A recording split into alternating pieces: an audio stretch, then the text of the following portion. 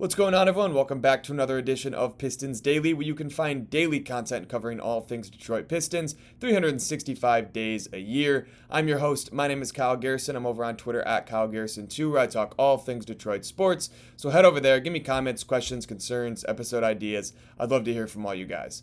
Also, shout out to everyone who tunes in every single day. The channel is growing at an unbelievable rate, and it is all thanks to you guys. So once again, I really appreciate it. But with that being said, let's jump right into today's video.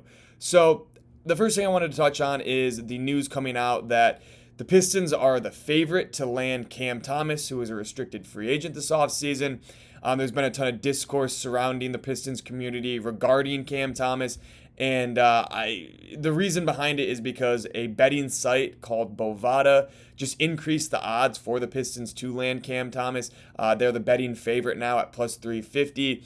And I have absolutely no idea what the logic behind this is, where it's coming from, and genuinely, I don't know how to feel about it. If there's any truth to this at all, I'm just trying to kind of wrap my brain around why, what would be the reasoning behind it. And I think one thing makes sense is, if Jaden Ivy is expendable and he's somebody that you're looking to move, you don't want to extend him to the number he's asking for, because there's been a lot of speculation that he's asking for a very significant amount of money, north of $25 million per year. And Trajan Langdon has been very open about wanting cap flexibility, so that could be the reasoning behind not wanting to extend Jaden Ivy long term, and maybe you go with a more proven scoring option in Cam Thomas, who is an elite 3-level scorer. I think he's just overall a better scorer than Jaden Ivy. He doesn't really play defense. Not a great facilitator, but he's never really had a true point guard around him in his time in Brooklyn. And I think pairing him next to Cade Cunningham could be really intriguing. It could be very, it could go one of two ways. It could be becomes an elite off-ball scorer, an elite catch-and-shoot guy that also can put the ball on the deck, get to the cup, hit his mid-range shots, and allow Cade Cunningham to just be that free-flowing guard who facilitates when he wants to, gets to the rack when he wants to, takes pull-up mid-ranges, and just really focuses in on what he's best at, and that's just really operating in the mid-range and kind of slow playing the defense, while Cam Thomas can kind of be that energetic wing who can move off ball, and it allows Cade Cunningham to have a little bit of pressure off of him, because there has to be some sort of game plan, and there has to be some sort of conviction in actually going out and guarding Cam Thomas that maybe you don't see Jaden Ivy having. So again, the fact of the matter is Jaden Ivy is on the team right now. He was putting up his best numbers of his career last year on a career-high efficiency before he broke his fibula. And I just think there's a ton of uncertainty surrounding Jaden Ivy, which maybe becomes the reason why Cam Thomas is a name kind of floating around. You don't really know what Jaden Ivy is going to bring to the table. You haven't seen him and Cade Cunningham play a full season together. I mean, maybe Cam Thomas is a little bit more proven in your mind if you're Trajan Langdon. But again, I'm just, trying to rationalize why this could be a rumor floating around. And I'm still trying to kind of figure out where it fits. I understand it. I don't think that if Cam Thomas is on the team, that Jaden Ivy is, though. I don't see that being the case at all. If anything, Jaden Ivy would be the starter, and maybe you have Cam Thomas come off the bench as that backup shooting guard. You allow Jaden Ivy to run some of that backup point guard. And that is kind of what things are looking like. But again, you have Karis LeVert now. You have Duncan Robinson. There's just too many backcourt guys coming off the bench. If you add Cam Thomas, where do his minutes fit in? Where do his shots fit in? And he's a guy that demands high volume with his shot to be effective. So I don't really know what that looks like overall. I'm still kind of trying to conceptualize what this move would look like. And I just wanted to give my initial reaction before diving into the logistics of everything, if this starts to become a reality, which I don't think it is. Personally, I think there is as close to a 0% chance as you can possibly get that this does happen. I really just don't see the Pistons trying to go out and get a restricted free agent and throwing him, $26-27 million. If the reasoning behind going out and getting Cam Thomas is because you don't want to pay Jaden Ivy, that just doesn't really make sense, because Cam Thomas is going to be asking for a similar amount that Jaden Ivy is going to next offseason. But I also just wanted to put this out there as well. When you guys do see stuff like this on Twitter, sometimes agents try to get these type of rumors out there just to make it seem like the player they represent is getting more serious interest than they actually are on the open market. And this just might be one of those times. This just might be Cam Thomas's agent going out, looking at the Pistons as somebody who could potentially use a elite 3-level score next to a guy like Cade Cunningham and saying, we're going to pretend like the Pistons are actually interested in Cam Thomas so that the Brooklyn Nets start to actually talk about getting a deal done and reaching the $30 million that I believe Cam Thomas is asking for right now. So this could all just be smoke. It could just be off-season drama. Who knows what's going on? I don't think there's any really weight behind it. But if there is, I'll continue to touch on it because that would be a very, very interesting move and would really just shake up this entire offseason in a way that I don't think anybody expected it to be. So let me know in the comments your thoughts on the Cam Thomas rumors, if you'd like to see the Pistons go after him, or if you think this is just more offseason smoke to try and increase Cam Thomas's value on the open market. But moving on, I just wanted to touch on a question that I was asked on today's video. Michelle Wallace H1P asked if I think we are going to be able to keep the young core together. And obviously, just what I was talking about with Cam Thomas, maybe we aren't able to keep the young core together. Maybe there's a bunch of other moves going on behind the scenes that we don't know about that the Pistons are trying to do. But if, as of today, Wednesday, July 25th, or 23rd, excuse me.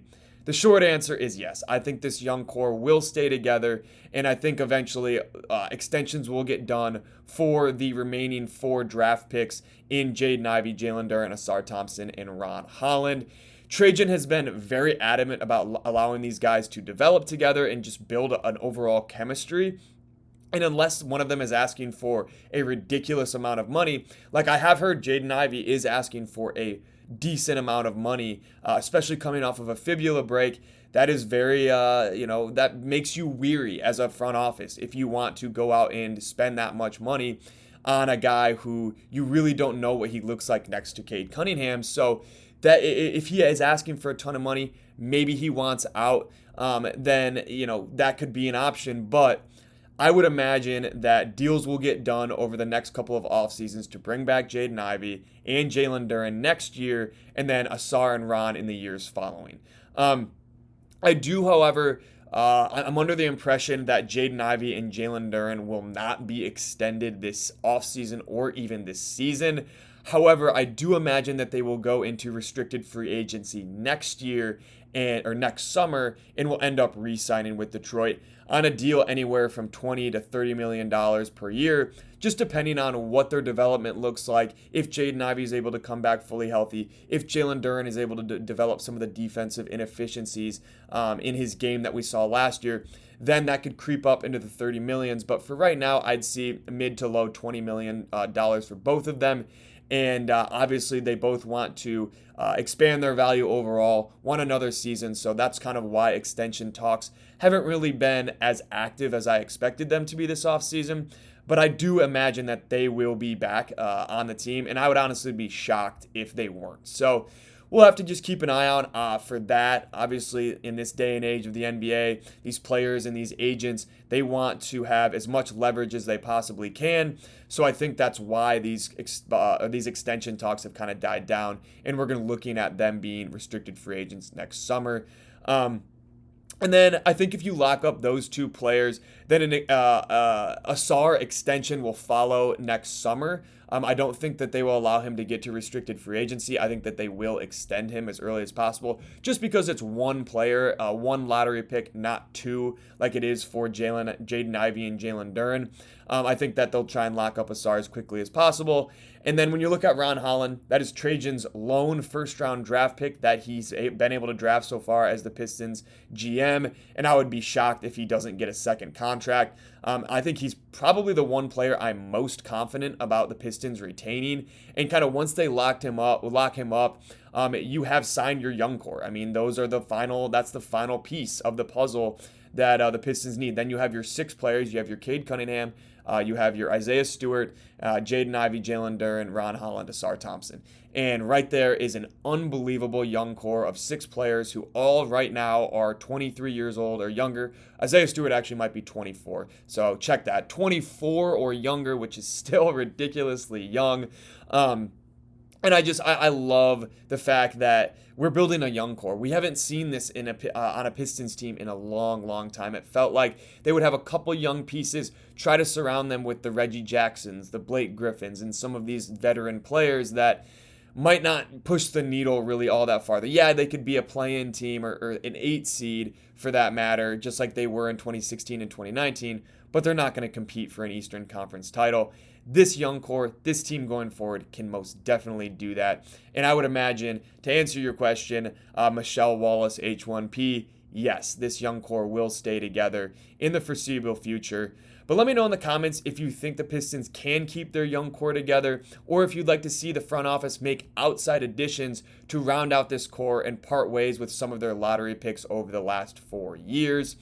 But moving on, I wanted to touch on Assar Thompson and Amen Thompson are on the cover of Slam magazine that was just released. I don't remember what the title was. I really liked the title overall, but it was just basically talking like the Terror Twins or something like that. And I just love Amen and Assar's energy they bring. They're both hilarious. If you go out and actually watch this interview that they had over on the Slam YouTube account, they're just talking about who is who based on different characters. Who's Phineas, who's Ferb, who's Scooby, who's Shaggy.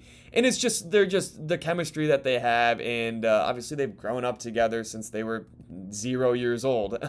And they're just hilarious. They're unbelievable. They're funny without even trying, which I really, really like. But I know this doesn't really have all to do with basketball at all.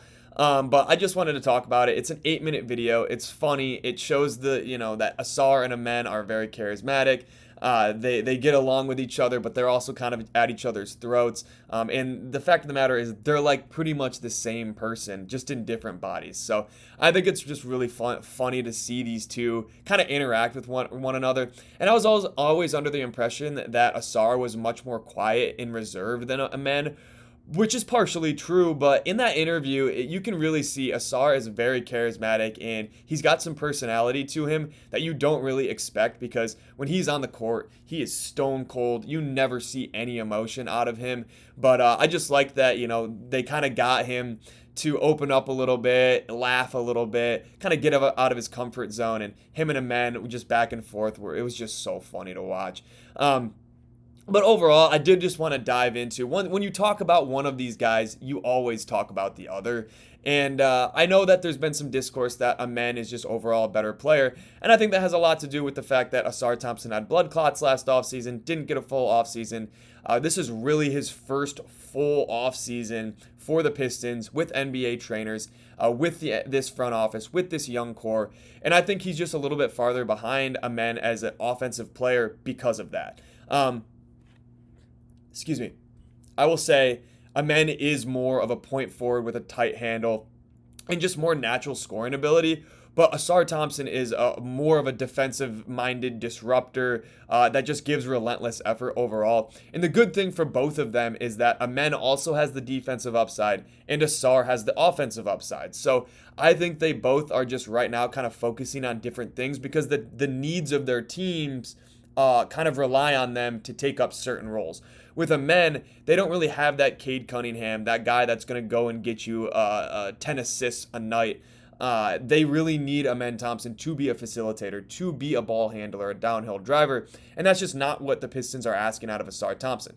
I do think Assar can develop part of his game and will be one of the best two-way wings in the entire league going forward, but just right now, he's focusing in on the defensive end, and the offensive game will start to come. Amen's just a little bit more advanced overall as an offensive player, but I do think that both of these guys will kind of fill out their niche in the NBA and become very, very good two-way players overall.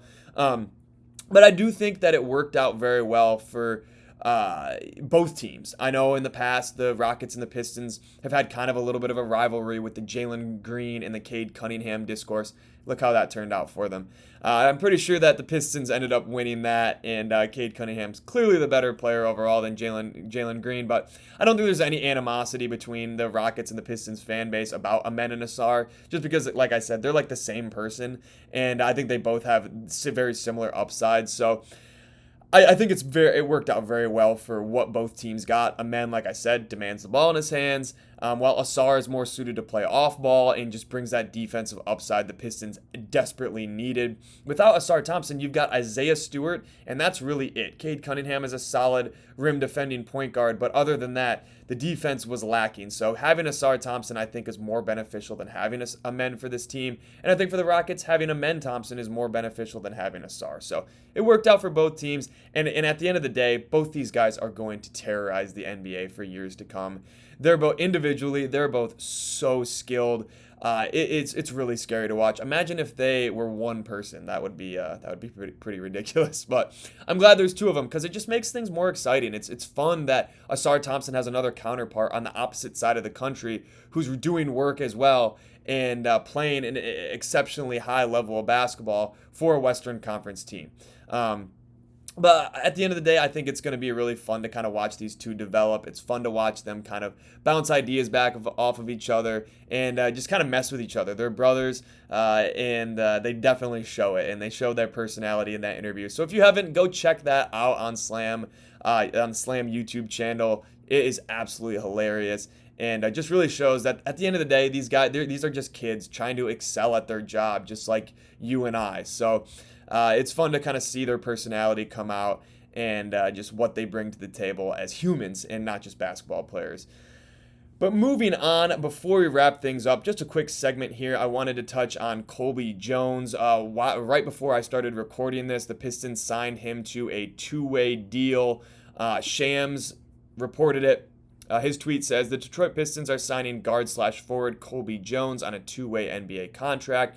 Sources tell ESPN. Jones, 23 years old, averaged 8.7 points, 4.3 rebounds, 2.5 assists, 1.3 steals in the final 2 months of 2024-2025, showing flashes as a productive rotation player in his second NBA season. That was for the Wizards, and this doesn't do much for the roster at all. This doesn't do anything. He's going to be a two-way guy. He's going to be a very key piece for the Motor City Cruise, which I think is going to be fun. He played significant minutes for the Wizards at the end of the year, which, again, they were in absolute tank mode. But he ended up playing 25 minutes a night, and he averaged 1.3 steals. So he's a really incredible defender, and I think that will pair well with a guy like Dennis Jenkins and Bobby Clintman and Chaz Lanier and some of these guys that are going to get significant run for the Cruise this year. So Colby Jones, just a guy that you can add to your G League, potentially gives you depth later on in the season if there's injuries.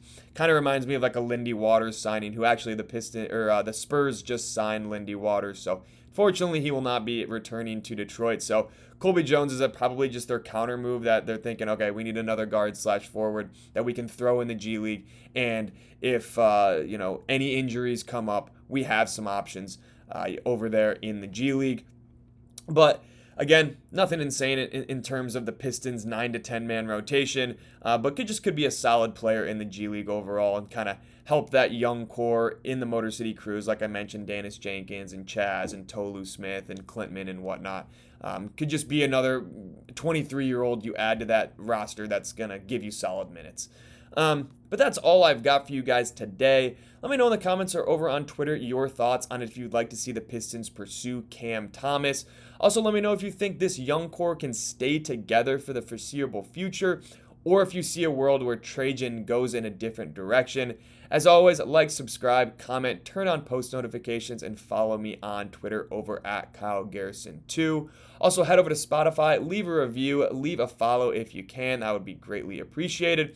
And once again, thank you all so much for tuning in every single day. With that being said, that is going to do it here for episode 32 of Pistons Daily, and I will catch you all next time.